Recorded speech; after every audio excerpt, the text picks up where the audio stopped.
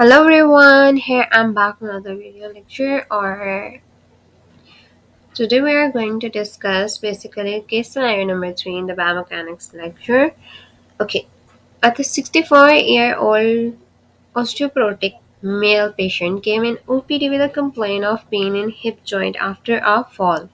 After the assessment, you see he has pain swelling in the hip region after a thorough history. Patient tells you that he has a loss of balance first and then fall. What is the diagnosis of this patient? Okay, if you can see in this case scenario, you can notice there are many major points that can help you in a diagnosis, or you can make a diagnosis on the basis of these points. Okay, first one is a 64-year-old osteoporotic male. Okay, a patient is already an osteoporotic, diagnosed osteoporosis. The patient major complaint is pain in a hip joint after a fall. And the third one is pain swelling in the hip region. Next, after a thorough history, patient tells you that he has a loss of balance first and then fall. Loss of balance first and then fall is majorly, you can say that help you majorly help you to diagnose, or you can say that tells you a targeted diagnosis or the major diagnosis you can extract from the differential diagnosis of this patient. Basically, the case scenario number 3. First, we can go to see the X-rays and see what was the condition of the X-rays of this patient. Okay, first one you have seen in this X-ray is the basically the region of the hip joint and the pelvis. Pelvis is here, and this is the femur. Okay, hip joint is this region. Okay, if you can see the region near to the head of the, or you can say the neck of the femur is basically fractured in this case. You can say this is majorly a very severe case of fracture, but sometimes there is only a slight hair like fracture in the bone that doesn't displace any bone, or you can say a fragments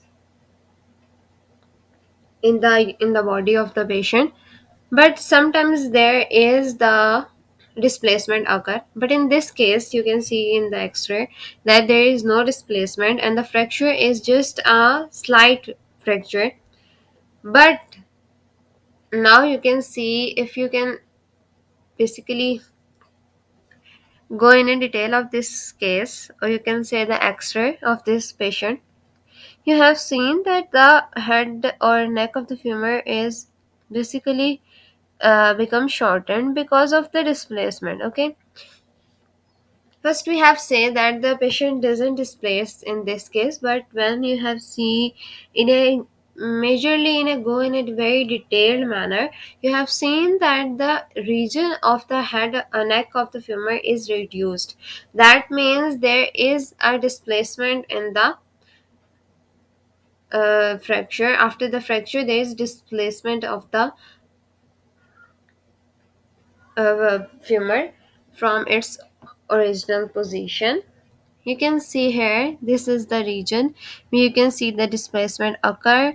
The this region, or you can say the femur that is remaining, the part remaining of femur that is displaced from this hip joint, uh, the neck of the femur and the shaft of the femur, that is basically go backwards in the x-ray. That's why this looks like this in this position.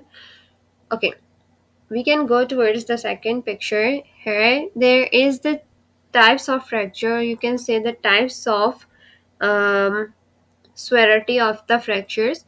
The first one you can see is a slight hair like fracture. Second one can target the whole neck of the femur. Third one is the slight displacement, and the fourth one is the full displacement. Okay, you can say complete displaced joint, complete displacement of the joint or the femur. Sorry, basically the femur, complete displacement of the femur. Okay, now we can go back.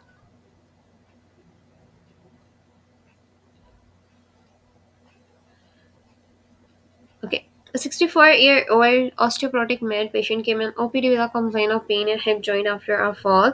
After assessment, you see he has pain swelling in the hip region. After a thorough history, patient tells you that he has a loss of balance first and then fall. What is the diagnosis of this patient? Basically, we have seen that is basically the femoral neck fracture. Okay, the major that is points that you have seen here is the 64-year-old male osteoporotic male patient that basically complains about the pain in the hip joint after a fall.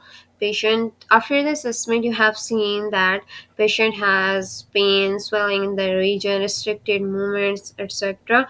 And the patient majorly tells you that after a thorough history, that loss of balance has been occurred first than a fall. That is basically help you to make the major part, or you can say contributed into the major part of the diagnosis. That is the diagnosis of this patient is basically the femoral neck fracture. So thanks for watching. If you have any issues or inquiries, you can ask in the comment section. Thanks for watching.